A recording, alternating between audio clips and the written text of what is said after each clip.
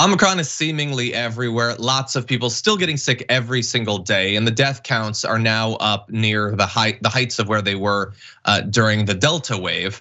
But despite that, more and more employers are apparently advising their workers, whether publicly or privately, to just ignore it, and if you get sick, just come to work anyway. So we're gonna roll through a couple of different examples of this. First of all, a little bit close to home, a California Jack in the Box worker has talked about their experience. A pharmacist told Maria Bernal that she probably had COVID-19.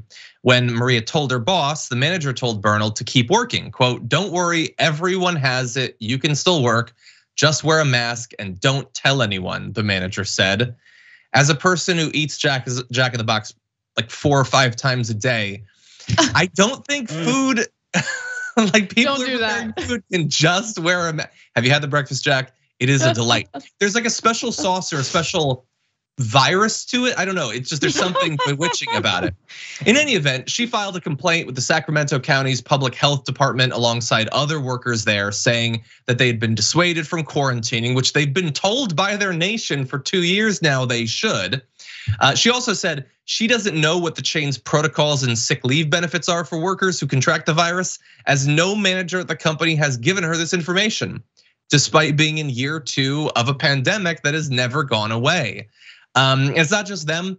The UC San Francisco did a poll of service sector workers who worked during the pandemic in the months leading up to this most recent surge. The results showed that 2/3 of them did not stay home when they were feeling sick. And we keep being told there's this big labor shortage, and we're being told that the pandemic's over, and why are you so worried about it? And so some workers are afraid to be fired, afraid to lose shifts and those sorts of things. Others probably don't know exactly what to think. They'll accept what an authority figure at their job tells them to do. The combination is that there's a lot of needless spread of COVID happening in workplaces. Yeah, I'll just say, I mean, this is just more evidence that the system that we're living under not only has a lack of care or just fails to value workers, fails to value everyone, right? Because we're talking about people who work in the food service industry. If they're sick, they should not come to work, even if they're, dealing with a minor cold. That's another thing, by the way, that I've been hearing a lot more lately, and this is more anecdotal than anything else. But just this attitude of, oh yeah, I'm at work, but don't worry, I don't have COVID, I just have a cold. No, go back home. We don't want your cold either. Like, that's a bad idea. You should go get some rest, right? But it's just this, and look, I don't blame people for thinking that way, because we've been conditioned to be that way, to like just tough it out and go to work and don't take any of your time off, because there's so much at stake, and you could, the managers might notice that you're taking too much time off to recover. That fear is real. And not only does that, abusive behavior negatively impact workers, but that transfers over to us as well during a pandemic where we're dealing with a very contagious virus.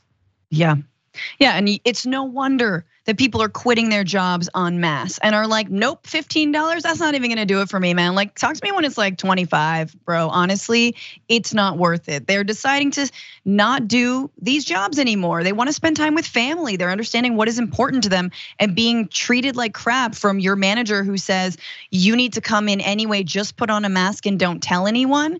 No, that's not going to cut it anymore, and it should not cut it. And again, like, we kind of have like this really messed up relationship to what Anna was saying of like powering through.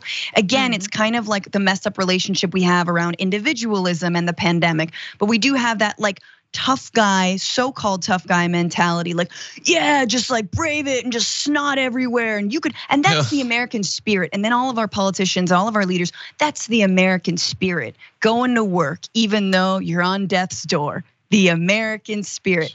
Screw that. We're done with that. Let's leave that in the past. We should be demanding a lot more. It is not worth John getting his breakfast, whatever meal, happy meal, and his toy. It's not about the toy. It's about the food.